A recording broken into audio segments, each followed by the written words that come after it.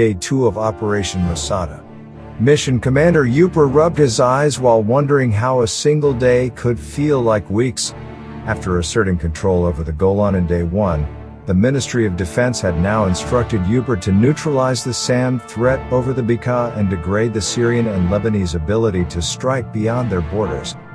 Off the coast, the U.S. carrier Theodore Roosevelt had been instructed to cooperate fully with Israel in the conflict. After losing 2 jets on the first day, the safety and whereabouts of the captured pilots weighed heavily on Carrier Commander Mash's mind, cementing the American stake in the conflict. With the commanders working together, the plan for the morning's mission was for Israeli fighters to conduct destruction of enemy air defenses, offensive counter-air to render Lebanon's Ryuk Air Force Base inoperable, and to sink the North Korean freighter Handy Wind that intelligence reported was inbound to supply arms to Lebanon and Syria. In direct support, the U.S. Navy was to provide Tomahawk cruise missile strikes on known early warning installations, while fighters off the carrier decks would provide cap and suppression of enemy air defenses in support of the Israeli strike package. U.S. fighters launched shortly after 6 a.m. with Ford's F-14s linking up with the Israeli Eagles to establish cap along the coast. Within minutes, cap was vectored on Lebanese MiG-21s. Ford 1-1 swiftly dispatches 2 using their long-range Phoenix missiles, but gets tangled in a dogfight with the closer bandits.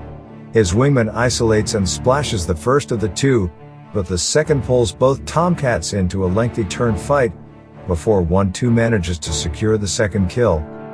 Meanwhile, Israeli A-4 Skyhawks tasked with destruction of enemy air defense had been sneaking through the valleys to evade enemy radar. On cue, U.S. Hornets begin suppression of enemy air defense, launching their anti-radiation missiles, giving Colt Flight the space to approach the SAMs. Further fighters were taking off from Ryuk right below the package and were quickly on top of the U.S. Hornets. Israeli F-15 Eagles were quick to respond, dispatching the first pair. Another 4 MiGs were in the air and a furball erupted over Ryuk. The Eagles methodically picked off their targets, narrowly avoiding friendly fire. In the Mediterranean, Carrier Commander Mash cursed as none of his escort ships were able to launch their Tomahawk cruise missiles, adding pressure to the pilots who could no longer rely on the anticipated naval strikes. Undeterred, Colt Flight got to work, ably mopping up enemy air defenses in and around Ryuk, alongside Panther 1 and 3 flights.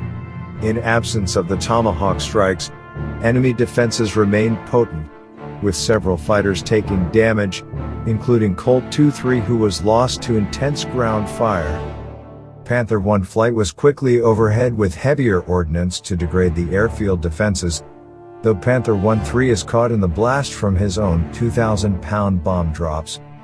Off the coast, Panther 2 had been searching for their target freighter. The flight was surprised to find a convoy rather than a single ship they expected. Initially they struggled to identify the target due to cutting duplicate markings across multiple ships, but the flight was given approval to strike the center freighter and quickly sank it with 2 direct bomb strikes. On the east, Syrian MiG-23s and MiG-29s had been scrambled. With cap on coast, intercept fell to the Vipers of Panther 3, quickly dispatching 3 of the 4. All the while, the Kafir fighters of Dodge 1 had been sneaking through the valleys en route to destroy the runway at Ryuk. With the air base's defenses degraded, Dodge 1 raced through the valley, delivering 44 BAP-100 runway-busting bombs on target, before pulling back into the hills, narrowly avoiding the falling wreckage of the final MiG-23 that had been dispatched by Dodge 2-4. With objectives met and strikers returning to base, Cap swarmed east to cover the retreat and intercept the potent MiG-29s. Dodge 2-3 and 2-4 dispatched the first pair. 2-2 pushed the remaining pair but was destroyed by the still active Syrian air defenses. Escort Vipers of Panther 3 grabbed the last 2, adding to their already impressive day's tally. In spite of a number of small pilot losses, both commanders congratulated their forces on the execution of the most complex mission of the operation so far.